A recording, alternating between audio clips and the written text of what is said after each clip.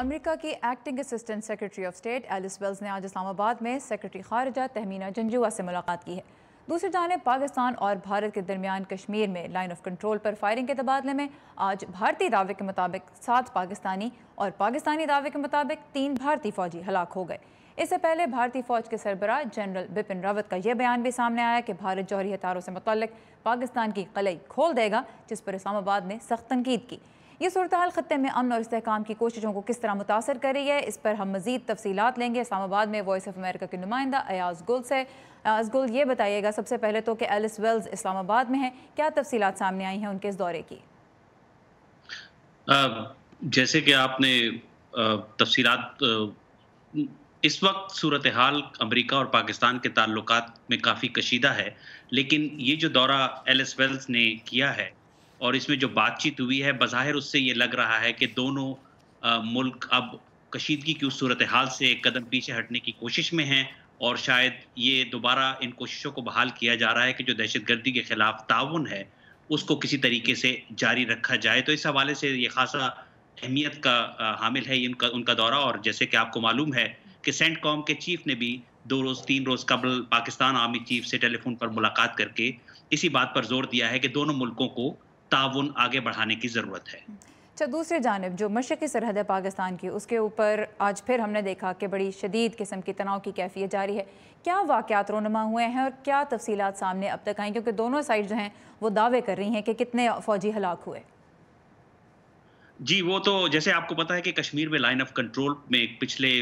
1-1.5 سال سے کشیدگی کی صورتحال ہے، اور وقفے سے دونوں طرف سے یہ دعوے کیے جا رہے ہیں کہ سیز فائر وائلیشن ہو رہی ہیں، اور اس میں درجنوں افراد دونوں طرف ہلاک بھی ہو چکے ہیں۔ لیکن یہ جو حالیہ واقعہ ہوا ہے، یہ اس لحاظ سے اہمیت کا حامل ہے کہ 2 روز قبل ہی بھارت کے جو فوج کے سربراہ ہیں، انہوں نے ایک ایسا بیان دیا کہ جس سے یہ خدشہ پیدا ہوا ہے اب کہ پاکستان اور بھارت کے درمیان یہ جو کشیدگی ہے کسی ایسی صورتحال میں اب جا سکتی ہے جہاں پہ دونوں ملکوں کے درمیان نیوکلیئر یعنی ایٹمی ہتھیاروں کے تبادلے کی جنگ کا خطرہ پیدا ہو گیا ہے۔ تو اس لحاظ سے یہ جو واقعہ ہوا ہے، اگرچہ بھارت کہہ رہا ہے کہ پاکستان کے 7 فوجی ہلاک ہوئے ہیں، لیکن یہاں پہ جو فوجی ترجمان ہیں انہوں نے 4 فوجیوں کی ہلاکت کی تصدیق کی ہے، اور ان کے خیال میں اگر ہلاکتوں کی تعداد زیادہ ہوتی تو اگر 4 کا اعتراف کیا جا رہا ہے تو ظاہر ہے وہ زیادہ تعداد میں اگر ہلاکتیں ہوتی تو اس کا بھی باضابطہ طور پر اعتراف کیا جاتا۔ لیکن بلا شبہ اس وقت صورتحال خاصی کشیدہ ہے خطے میں، اور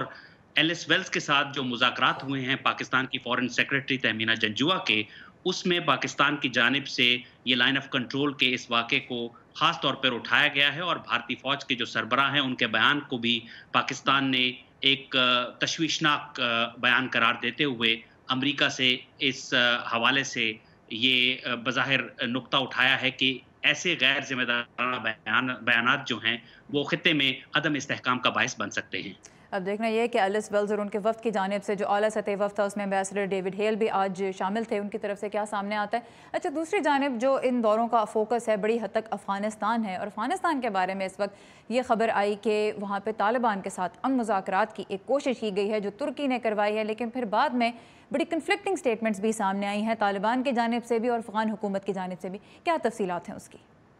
جی، اس وقت ان مذاکرات کی جو استنبول میں ہوئے ہیں کل ہی کھل چکی ہے، کیونکہ طالبان نے تو فوری طور پر اس کی تردید کر دی تھی۔ اب افغان حکومت نے بھی ان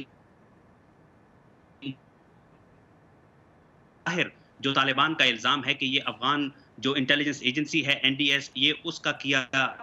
دھرا ہے، اور انہوں نے کچھ ان کے بقول بہروپیہ جو طالبان ہیں، جیسے ماضی میں بھی اس طرح ہو چکا ہے، ان کو لا کے مذاکرات کی ٹیبل پہ بٹھا کے یہ تاثر دینے کی کوشش کی ہے، کیونکہ افغان حکومت اس وقت خاصی دباؤ کا شکار ہے، اور اقوام متحدہ کی سلامتی کونسل کا ایک وفد بھی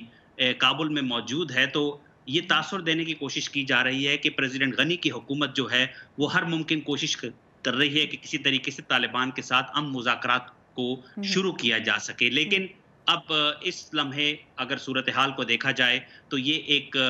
فیک مذاکراتی